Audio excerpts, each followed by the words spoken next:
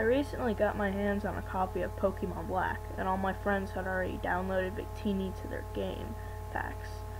So after school, I sat down in my bedroom and selected Mystery Gift. I waited for a few minutes, and then a Liberty Pass came. I thought there might have been something wrong with my pass, though, because the envelope, instead of being cream and orange like Victini, was black and red. The pass itself, however, featured a picture of a lighthouse, dark purple shrubs, and a red sky. I ignored it and headed towards the Liberty Pier. When I showed the pass to the lady in front of the boat, instead of showing me into the boat, she said, "You don't want to go to the island." Then a text box came up saying yes or no. I chose no. The lady showed me to the boat. When I arrived on the island, it didn't say Liberty Island. Instead, it said Cursed Isle. I passed off as some sick idiot at Nintendo's idea of a joke and continued to the lighthouse. To my surprise, there were no Team Plasma grunts around. Must be my lucky day, I thought. So I entered the basement where Victini was located. Big mistake. What I saw haunts my nightmares to this day. Inside the basement, there were overworld sprites of many player characters and their party Pokemon. There was blood everywhere. On the wall, somebody had written, "Leave," and "Run before it gets you," in blood. Under the bed, I could see half of a Snivy. I decided to leave, since one of my friends could give me a proper Liberty Pass. Just as my character walked through the door, a battle scene triggered. The character that came up on the other side had the sprite of Victini, only the text read Cursedtini appeared. On closer inspection, the sprite had several differences. Its fur covered its feet, and its head crest was larger, and the ends hung down more. Its fingers curled into claws. One of the eyes was nothing but a dark socket that was crying blood. Its eyes looked sad, but there was a huge, dark grin on its face. The text read, "Georgia sent out Fluffy. My level 70 Reshiram was sent out." I couldn't make a move for some reason. Cursedtini used Assimilate. It grew from level 15 to level 70. Now I could make a move. I quickly used Extrasensory. Fluffy used Extrasensory. It doesn't affect Cursedtini. I figured it was a dark type and decided to switch out next turn. Cursedtini used Curse. Cursedtini cut its health by half. Fluffy is in horrible pain. A horrible, high-pitched grating noise blared out of the speakers. I tried turning the volume down, but nothing happened. About 10 seconds later, the noise stopped. Fluffy's HP was on 170 out of 298.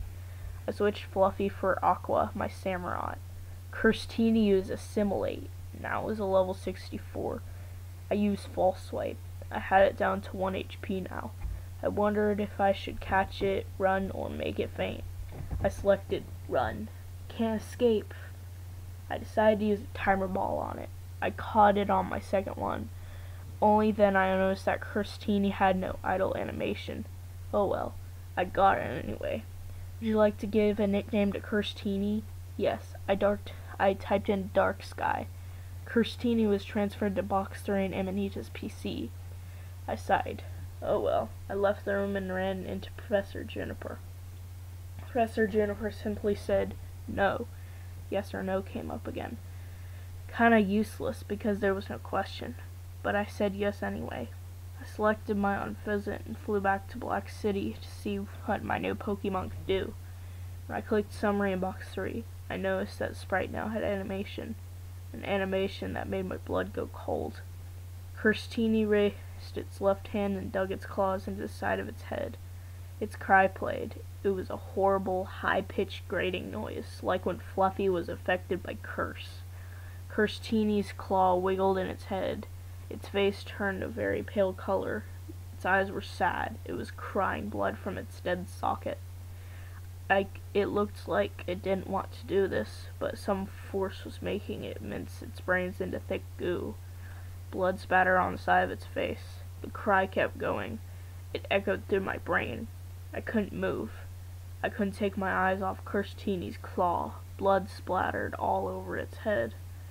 A thick, pinkish-gray liquid trickled along the claw, rolling down its arm and dripping onto the floor.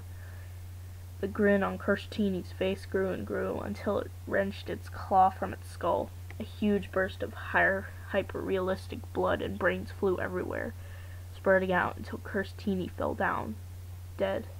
The entire animation took about a minute. I quickly clicked released.